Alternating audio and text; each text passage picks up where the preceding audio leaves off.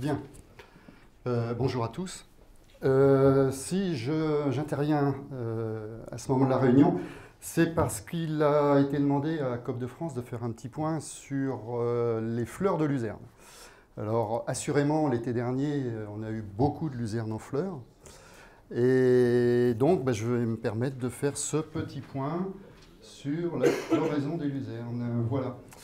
Alors, quand on m'a posé la question, j'ai fait un peu de bibliographie, puis j'ai retrouvé un document, un travail qui a été mené en 1990 dans un programme de recherche INRA-SNDF à l'époque, et par l'INRA de Fanière de Châlons, qui s'est déplacé depuis sur Reims. Voilà. Alors, qu'est-ce que disait cette petite publication? Elle disait qu'il y avait fleurs et fleurs de luzerne.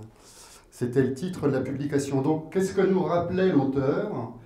Il nous rappelait que le niveau qualitatif d'une luzerne était corrélé à son niveau de croissance. Derrière ça, eh bien, on a ce petit graphique.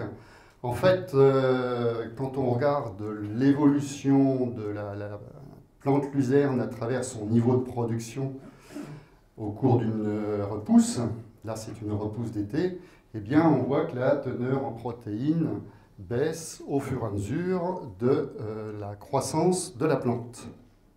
Donc ça c'est une première information. L'auteur rappelle également que le niveau de croissance est caractérisé par une hauteur de couvert. Donc cette hauteur de couvert, on peut la traduire ainsi, on est toujours sur une repousse d'été. On se rend compte qu'en fonction du niveau de production, on va avoir une luzerne quand elle fait 20 cm, elle approche les 1 tonne de matière sèche, et puis une luzerne qui fait 80 cm, elle approche les 6 tonnes de matière sèche. Je ne vous apprends pas grand-chose, alors je continue. Et derrière, qu'est-ce qu'on va voir? Eh bien, on va voir que la croissance se fait surtout par une augmentation de quantité de tiges. Donc là, c'est des mesures qui ont été faites par l'auteur à l'époque. Donc on a toujours notre niveau de production en tonnes de matière sèche. Et puis, vous avez le tonnage par élément de la plante, c'est-à-dire d'une part les tiges et d'autre part les feuilles. L'auteur nous rappelle également que le développement de la plante, c'est-à-dire l'apparition de nouveaux organes tels les fleurs et les gousses, est indépendant de la croissance.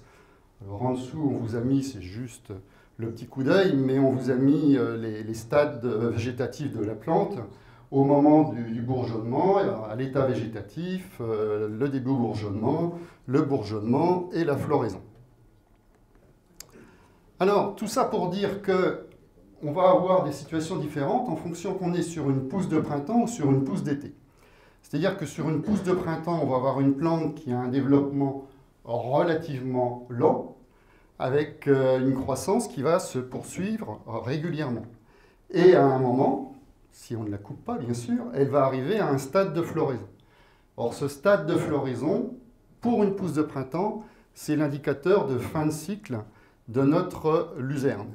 Et à ce moment-là, quand on voit fleurir une luzerne sur une pousse de printemps, eh bien on sait que le niveau qualitatif de cette luzerne est très bas. Ensuite, on a les pousses estivales. Alors, la pousse estivale, on peut avoir des gammes de qualité de luzerne très différentes, quelle que soit l'apparition florale sur ces luzernes. Alors pourquoi on va avoir une gamme de variations plus importante en termes de qualité par rapport à la floraison? Parce que la floraison estivale, elle peut être initiée par des stress. Ça peut être un stress de température, ça peut être un stress de sécheresse du sol, et on peut très bien avoir des luzernes qui font 10 cm de haut et qui commencent à fleurir. Et donc là, ce qu'on va voir, c'est que ça ne signifie pas obligatoirement que notre qualité de luzerne est médiocre.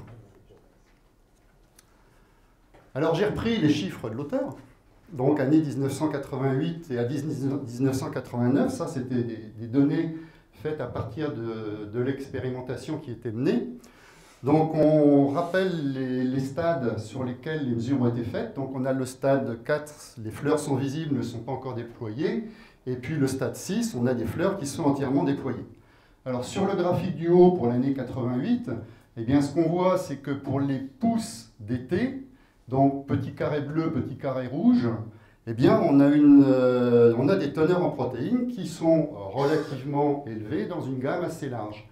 Alors que pour les pousses de printemps, qui sont les petits triangles verts et petits ronds verts, eh bien, la gamme est un petit peu plus étroite et surtout, on a des teneurs en protéines qui ne dépassent pas 16 pratiquement pour l'année 88.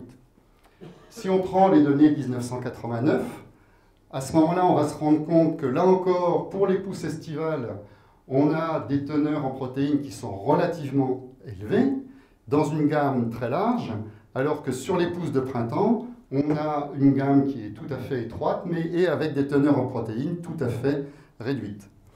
Donc la conclusion de l'auteur à l'époque, c'est que le stade floral n'était pas un bon indicateur qualitatif, sauf pour les pousses de printemps. Voilà le petit message que je voulais transmettre au nom de l'auteur, et l'auteur c'est Didier Coulmier.